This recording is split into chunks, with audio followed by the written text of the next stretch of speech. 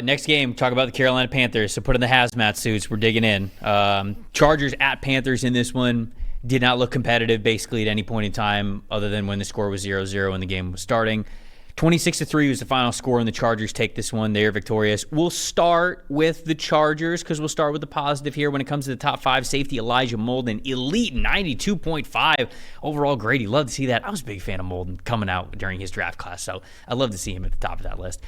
Diane Henley, their second-year linebacker, 90.5. Cornerback Christian Fulton, 87.9. Joe Alt, still in the top five this week, 87.2. Actually, I think the team was so good last week, if I remember correctly, Joe Alt wasn't even in the top five. Now he gets in there. So 2 good weeks back-to-back for the rookie. And then guard Zion Johnson with an 85.8. Man, just some really high scores for the Los Angeles Chargers over the last 2 weeks. Justin Herbert, not his best game, 54.8 overall grade. And then when we flip sides to Carolina, it's not as pretty. The guy who was number one for Carolina wouldn't even be on the list for the Chargers, if that puts that into perspective for you. Guard Robert Hunt tops the list at 74.1.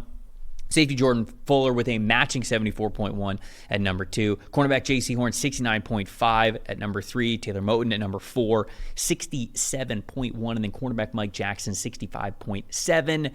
Bryce Young would not have made the top 5. He comes in with a 38.8 overall grade in this one. Dalton, tell us the stat that told the story. What do you think about this one? I'll start on the positive side. Please do. This Chargers offensive lines, you saw Alt and Johnson on that top 5 right there. This is a real story. So their front 5 together in this game had an 88.5 overall grade. Trevor, that's the best I could find in a Charger game since 2008. Wow. The best Chargers offensive line performance in 16 years. Wow. Only 3 pressures allowed all day. 4 of the 5 guys graded over a 79. So not just those 2. Everybody but the center, Bradley Bozeman, graded over a 79, and he was somewhere in the mid-high 60s. Harbaugh, baby. This is a real story. This is a real story, and I know it's the Panthers, but they played really well last week. You mentioned Joe Alt last week. Honestly, I thought he was the safest pick in the draft, and Jim Harbaugh clearly felt so too, because this offensive line is doing everything that they envisioned. They're running the ball. You got J.K. Dobbins rolling. You're going to get into that, but Joe Alt, Rashawn Slater, Zion Johnson, these guys, they have stars up front. The amount of talent on their offensive line tells you they should probably be a top 5 or 6 unit, and they've played like it through 2 weeks, and they were just this, again, one of the best O-line performances for the Chargers in PFF history. Those 5 guys and what Jim Harbaugh has, and Greg Roman, I should say, too, have them doing up front. Wait till Justin Herbert gets it going.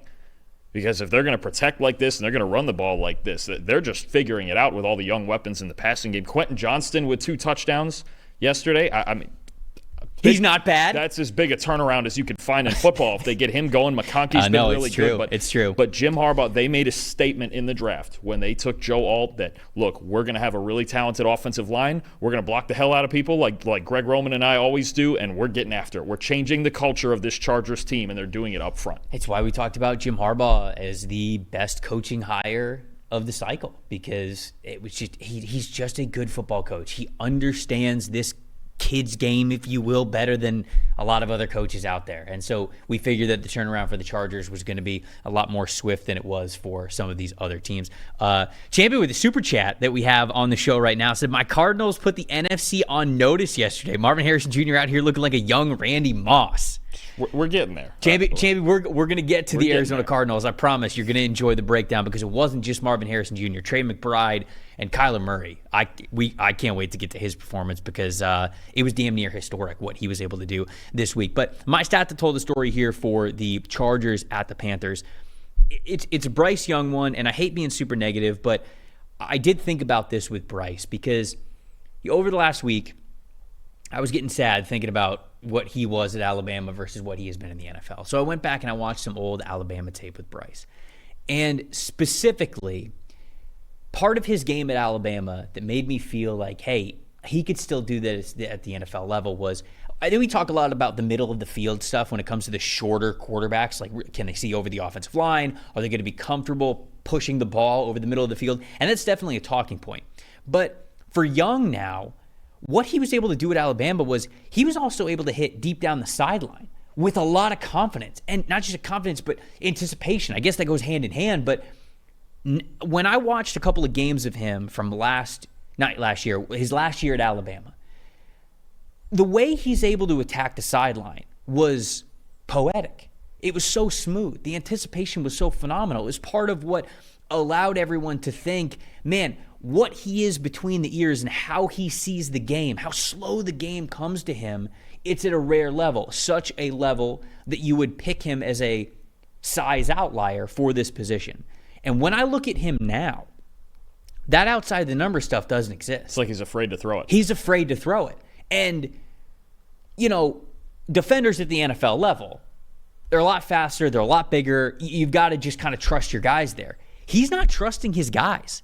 When you look at Bryce Young, you can see the numbers on the screen right now. 19th in the NFL in attempts outside the numbers beyond 5 yards, so bottom half of the league in terms of starters. 20th in completion percentage outside the numbers. Third lowest passing grade outside of the numbers.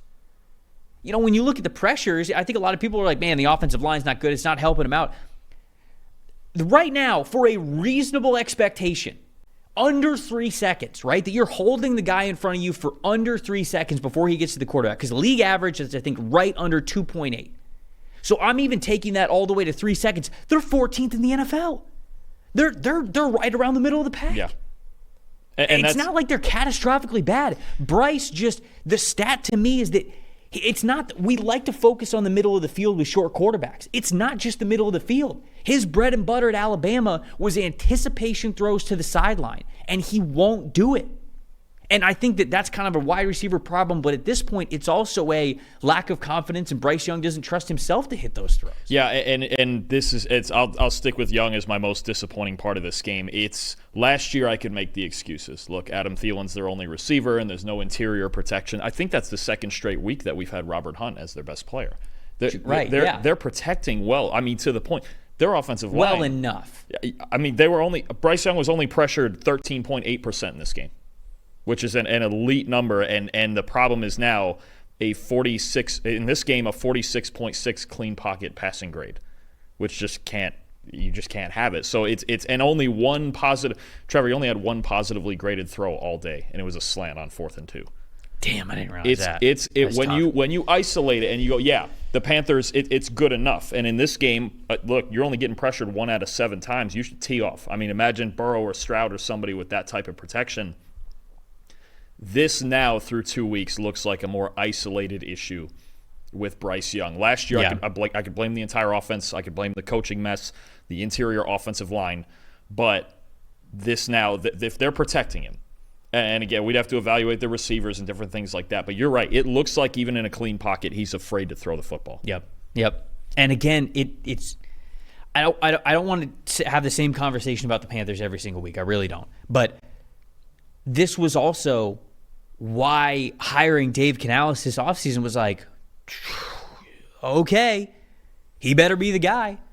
Because he doesn't have the resume. I think we would have said that of anybody, though. Yeah, but they weren't getting Harbaugh. No, and obviously, but like if you get Harbaugh, it's a different story. But like that's kind of what I'm saying is that I don't know if they made the wrong decision here, but because I don't know if they would have really been able to get probably the guy that they wanted in Harbaugh. If Harbaugh is there, though, that's sort of what I'm saying is that you can deal with the struggles, but Harbaugh has the track record to, like, you know what he's capable of. You know that he has done it with multiple quarterbacks before at every level of the game.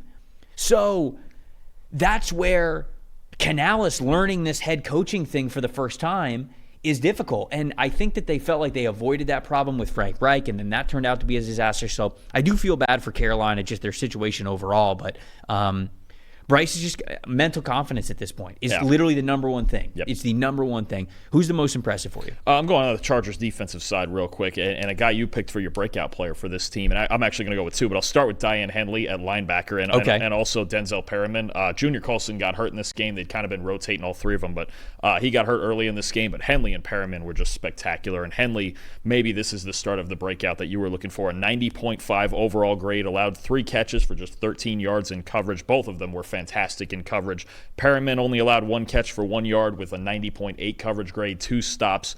they had problems like the Chargers. There's several problems Jim Harbaugh is fixing right now. The offensive line was one of them. Running back situation was one of them. You're getting there.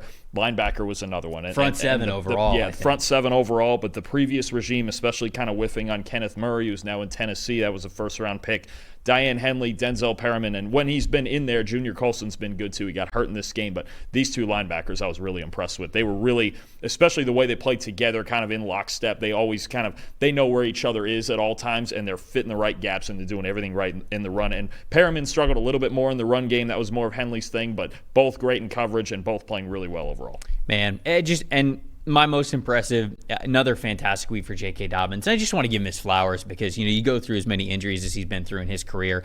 For him to do something that has not been done with the Chargers franchise since the great LaDainian Tomlinson, and that is rush for back-to-back 130-yard performances. Jet legend LaDainian Tomlinson.